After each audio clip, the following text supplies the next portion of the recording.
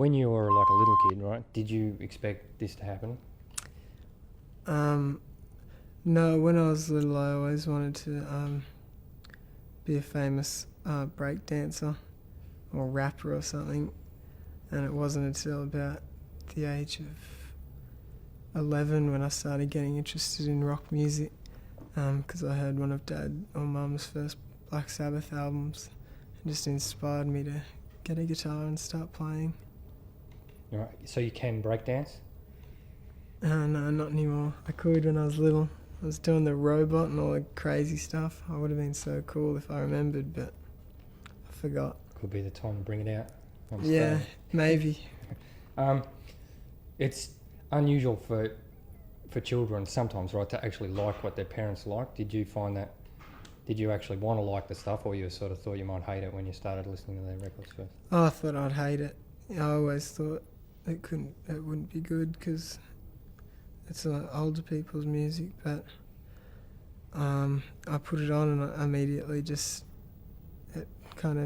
was very captivating, and I just really liked it just sounded so ahead of its time, Black Sabbath, and it just made me think about what we could do with music. Did your parents listen to any Australian music? I'm sure they did, but the only records I listened to of my parents were like Deep Purple and Hendrix and Sabbath, stuff like that. But yeah, I'm sure there was Australian music in there, like Midnight Oil and stuff like that. Is there anything in the whole of Australian music that you look to as any sort of inspiration to your own stuff?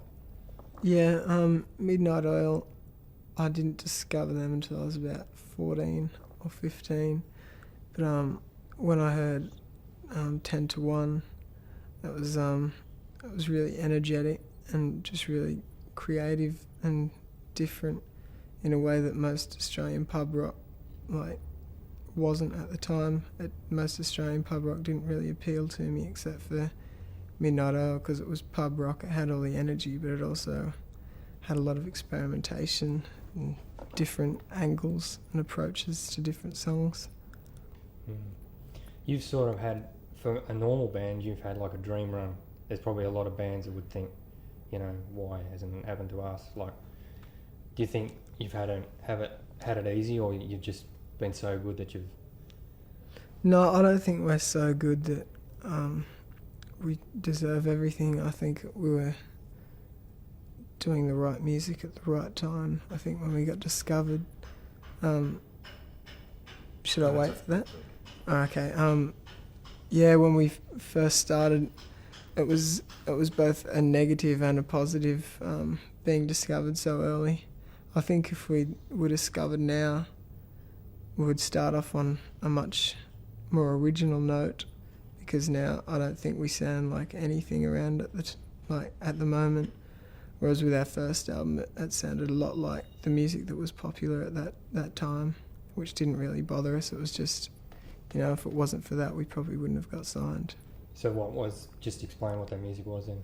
It was just, we'd always just played really kind of, we were always influenced a lot by Black Sabbath. They were like our main influence, and Led Zeppelin.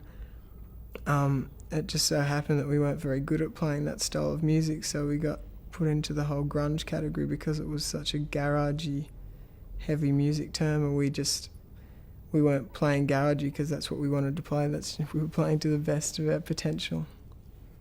You're the main songwriter, or it's a group effort, or what? I just wonder about the process of, like, say, talking about this album that's coming out. Yeah. I assume it's coming out. Like, how you do it. Well, yeah, it was for the first album.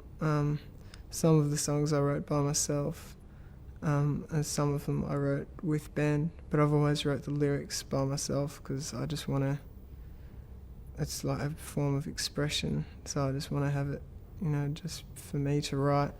With the second album, it was similar to the first, but with this album now, with me on Ballroom, I just had a really strong idea of what I wanted to do with this album in my head, so I just decided to take it on and do it by myself, and Ben and Chris didn't have a problem with it as long as it was good. And it is good? I think it's a lot better than our other two records. I like our other two records, but I think this album has definitely proved to people that we're a lot different to the other bands around at the moment, whereas the last two albums were pretty much standard traditional hard rock music. What is the main thing that keeps you going with the band? Just I think the satisfaction of being able to play music to people who appreciate it. That's the best part, because we've been playing since we were like 12 years old in pubs to no one. We never got more than 10 people at a show until we were about 15. So that was 3 years of constantly just playing to our parents, and if we did play to anyone, they weren't really interested. So yeah, actually getting up and seeing people out in front of you that appreciate the music and understand what you're trying to say in the songs is very gratifying, and it kind of keeps us motivated.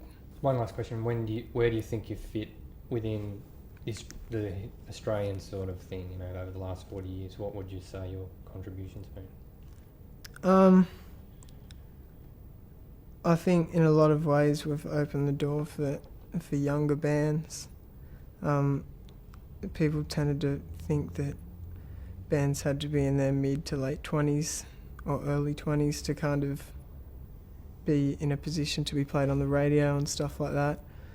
But these days I think people are a lot more open to teenage bands, and they take teenage bands a lot more seriously and not just look at them as kids.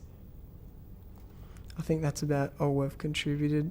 I think with the latest album we've contributed something musically to the music scene, because it's something totally different in a lot of ways, but yeah, that's about it. We haven't really done that. We haven't been like spokespeople for a generation or anything. We just do our thing and hope people like it.